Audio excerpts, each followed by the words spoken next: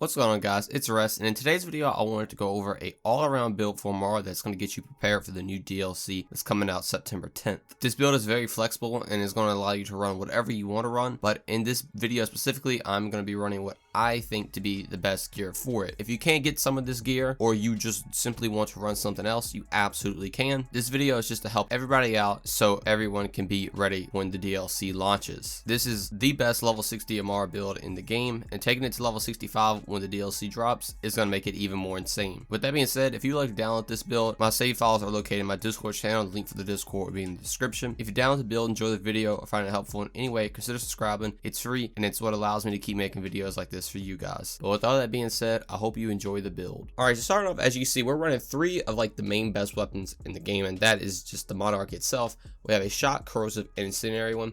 These are going to help to go up against any elemental type that you need to go against, and it is the three main ones, so that's really the only ones you need. Now, as you see, we also have an anoint on every single one of these. On axe scaling, you get bonus 100% damage. This is really good for phase grass style builds, which is what we're going to be running, and it's going to let you easily just keep having this extra 100% damage. And it's really nice. Now, like I said earlier in the video, you can run absolutely anything you want in this build. It is not strictly just for the Monarch. The Monarch is just, like I said, the best weapon in the game pretty much at this point. But if you want to run things like the Cutsman or Hyper Focus, Light Show, just any of those guns, you can absolutely do that in this build. Now, for one of the weapons I like to run with this is an EMP5, and I run this in almost every build. This is just simply to move faster around the map. But what's good about this one is you gain 300% increased damage when enemies above 90% health. This is just a very good utility weapon. Not only are you moving faster, but if you swap to this weapon, this is now going to make your action skill do 300% more damage, assuming enemies have max health. Your grenades do more damage, and just generally pretty much everything is going to do more damage just by holding this weapon, and you're moving faster. It's a very good utility weapon just to have on your character, and it helps out a lot of things. I honestly never even shoot this weapon. If I'm ever shooting anything, I use the Monarchs, but this is just very good to have, like I said, the movement speed and the damage buffs for pretty much everything in the game. For the shields, you can kind of run whatever you want to, like the weapons. Like I said, this is a very flexible build. Whatever you have is going to just work just fine. I like to run the General Initiative, and I have three included with this build. One is Incendiary, one is Corrosive, and one is Shock. This is again going to help out all three of the elements on your Monarchs, so you're getting bonus damage, which is really good. So whatever you're going against, if you want the takedown, you want to run Corrosive, you can put Corrosive on. But now these also have, you get plus 23% reload speed while your shield's depleted, and if you don't know, the General Initiative has 0 shield, so you're always getting this reload speed. And the other benefit of this shield is that you get increased weapon damage and reduce incoming damage by 13%, and you get 50% more max health. It is a very good just all-around shield, especially for Amara, and I'll get into that in a second. Now, this is a DLC item, so if you want to run something kind of like this, you can run the Rough Rider, or if you just want to run a shield, a Transformer works just fine, or like an Old God, which again, that's a DLC item. But like anything you want to run for this, it will work. I just prefer the General Initiative because of all the benefits you get, and it plays in really well with what our skill tree is doing. For the grenade, running It's Piss. I have all 5 different ASCs for whatever you need to swap out for. It's Piss is very good. It's essentially just a slag grenade. Throw it on an enemy. Now you're going to do 20% more damage to them, and all around, it's honestly probably just the best grenade in the game. Now, I'm running a Phaserker because this is definitely all around the best Amara class mod in the game. This is 100% what you need to run for your class mod. If you don't know, with the Phaserker, when you pop the axe, you get max rush stacks, and those rush stacks are also giving you more weapon damage and more cooldown rate, plus you also get 5 additional rush stacks. The cooldown rate actually matters a lot because since I run the General Initiative and you have 0 shields, we're not going to be having topped off at all, and you need as much cooldown rate as you can, and it's also what makes this build super consistent. You don't randomly just have your cooldown coming back super quick, and sometimes it takes forever. So to help out with that, we're also getting more weapon damage, more assault rifle damage, and more axial cooldown rate. The only thing I would say you really need on this part is the axial cooldown rate, especially if you run the Adrenaline Initiative.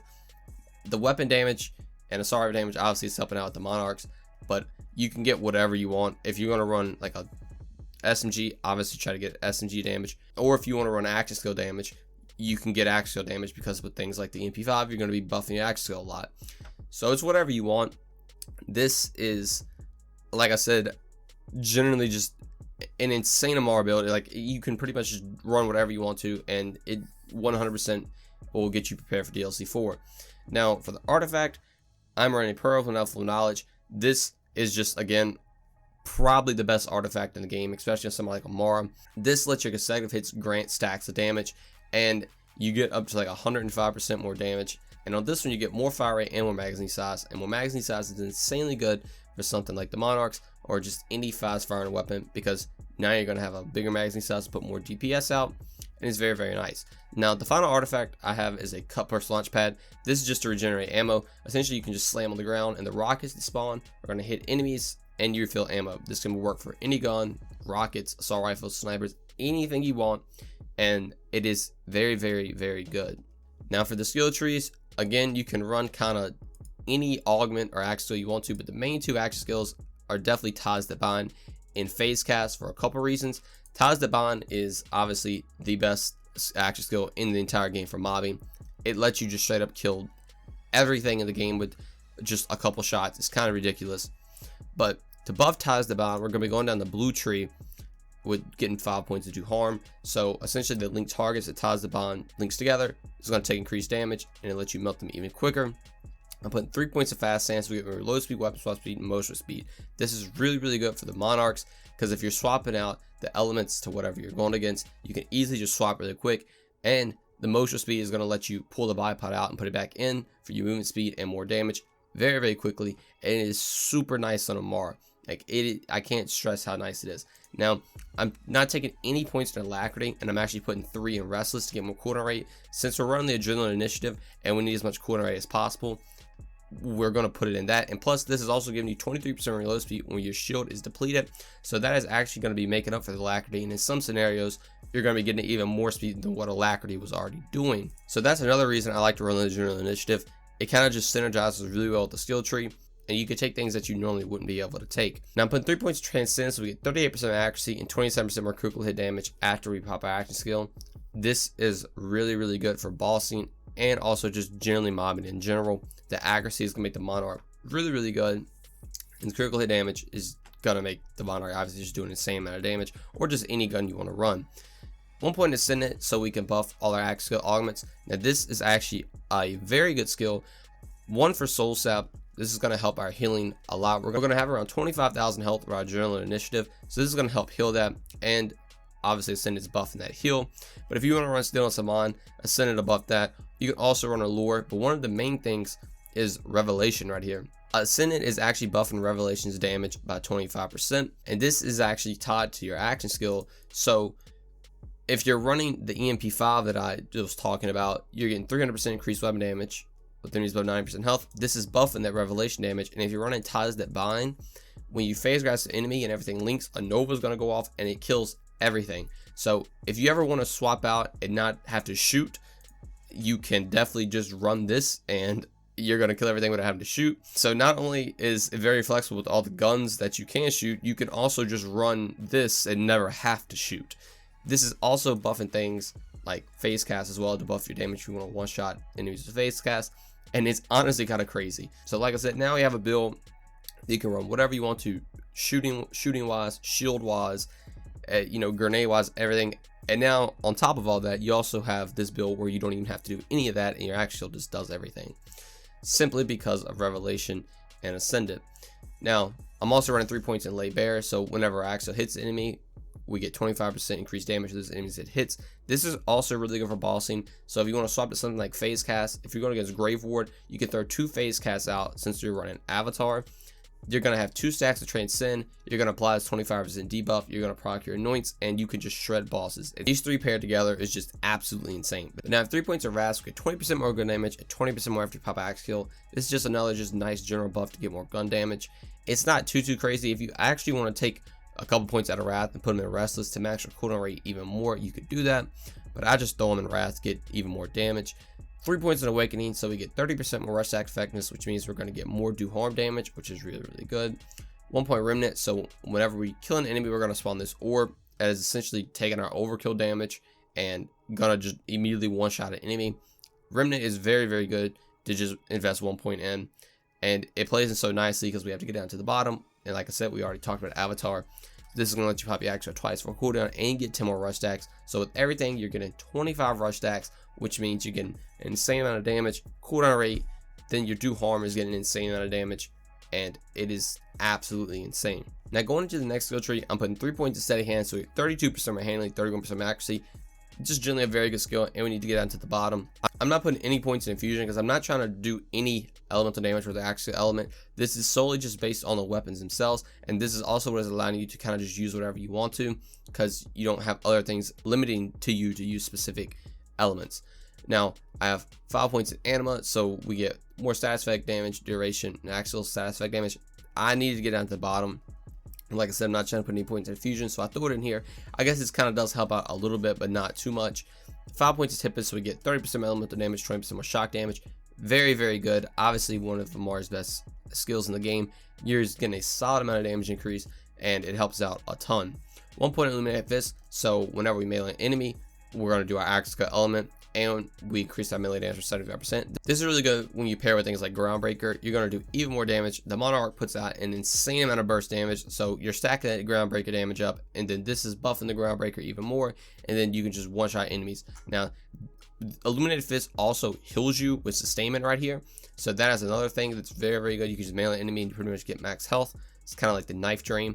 At 1 point Wildfire, because we have to get down to the bottom, I'm not worried about this at all and what it does. 1 point Dread, so we get 50% more damage when we phase grasp an enemy, and our guns are instantly reloaded. Very good for any weapon in the game. 1 point Deep Well, so we get 20% more magazine size, which is really, really good, because now all our Monarchs getting even more magazine size paired with our Pearl, which is giving us a ton more magazine size as well. 3 points Indiscriminate, so our bullets have a chance to ricochet. This is very, very good for ad clear. The Monarch, you're shooting out a ton of bullets very, very quickly. They're ricocheting, killing everything. And then when you phase grasp an enemy, the bullets are ricocheting, and the Taz the Bonnet is just all together is just destroying, and it's absolutely insane. The ad clear is ridiculous. And then going back to sustainment, I'm only putting 2 points in it because honestly 2 points is way more than enough, especially with a gun like the Monarch. Just a couple shots heals you all the way with 2 points, and you have things like Illuminated Fist also healing you. And the Monarch, like I said, just shreds bullets out, and you're always gonna have max health with 2 points of sustainment, plus with things like Soul Sap healing you, you're totally fine. And to help out with survivability of this build, we're going to go into the green skill tree right here, which we're going to put 3 points in a personal space, so when we're closer to the enemy, we're going to get more damage. The Monarch is essentially kind of like an AR shotgun, especially when you take the bipod out, and you can just melt enemies. It's ridiculous. Now I'm putting 2 points of Root to Rise, so we get more max health, which is helping our Adrenaline Initiative out, and sustainment, so we can just heal more of our damage taken. But then I'm putting 5 points in Helping Hands right here, so we get 40% more damage reduction every time we pop our action skill. So now we're getting 40% damage reduction from Helping Hands, 13% from Adrenaline Initiative, 50% more max health from the Adrenaline Initiative. Root to Rise is giving you 16% more max health, and you're getting more weapon damage as well from the Adrenaline Initiative, and obviously everything we just went over is giving you more damage. So everything just synergizes so well with the Adrenaline Initiative, and that's why I love it. Now, the reason I'm going down in the green tree instead of just getting to Forceful Expression, because Forceful Expression is not like the greatest skill in the game. It definitely does help out, but honestly, in my opinion, you only need 2 in sustainment, so you don't really need to get 3 to get down here to the Forceful Expression, and the 3 points in any other skill doesn't really matter. So maxing out over here so you can get 5 points in Helping Hands to get an insane amount of damage reduction is really, really worth it. The survivability of this build is absolutely insane. Not only is it just the damage, plus getting down here is going to let you get to Revelation, which is, like I said earlier, going to let you just do an insane amount of damage with any of your action skills. And this also gives you access to Fracture, which is essentially Face Slam. So if you have a gun with a Face Slam annoying, now you don't have to run a 35-second cooldown Face Slam annoying. You can run a 28-second cooldown Face Slam annoying, and it is absolutely insane. I really hope this showed you just how all around, just whatever you want to run, it is with this build. You have access to almost everything in the game that you need. Even you have access to all 3 action skill elements if you do end up putting points in infusion, and you can conquer everything in the game with ease, and it is insanely fun. So that is all around the best Amara build in the game. It's pretty much just a phase lurker build with a little twist. Most people try to go down to get forceful expression, but honestly, if you're trying to go just all around, getting down, like I said, to that green tree to get access to things like fraction revelation, so you can have your action skill damage build, you can have a phase lurker build, and you can just run whatever you want to. You have access to phase cast, phase slam, anoints, like you could do everything, and it is super good. Now this is just a level 60 build, so when we get level 65 when the DLC launches, it's going to make this even better. That is 5 extra skill points. So what that means, you can now put 3 points in your red skill tree to actually get full soul expression and still have access to everything I said in this video, and you still have an extra point left over to put anywhere. Or you could go even farther into the green tree and get things like fire center for 1 point to get even more melee damage. It's really whatever you want to do. Level 65 is going to make this even more of just an all-around build, and you can just craft it the way you want to play it. So like I said in the beginning of the video, my save files are on my Discord channel if you'd like to download them. The link for the Discord will be in the description. But that is going to be it for me. Thank you guys so much for watching. Thank you guys so much for all the recent support on the channel. I am nearing 3,000 subscribers. I'm pretty much 100 subs away at this point, and I cannot thank you enough. Going into DLC 4, expect to see a ton of content coming out for me. New builds. There's going to be a ton of new weapons. I'm sure there's going to be new gear that's going to synergize really well, and I absolutely cannot wait for it. But that's going to be all for me. Again, thank you guys so much for watching, and I will see you in the next one. Peace. Prada Bay, run away, don't go. I'm in hell, might as well just go. Losing track, don't take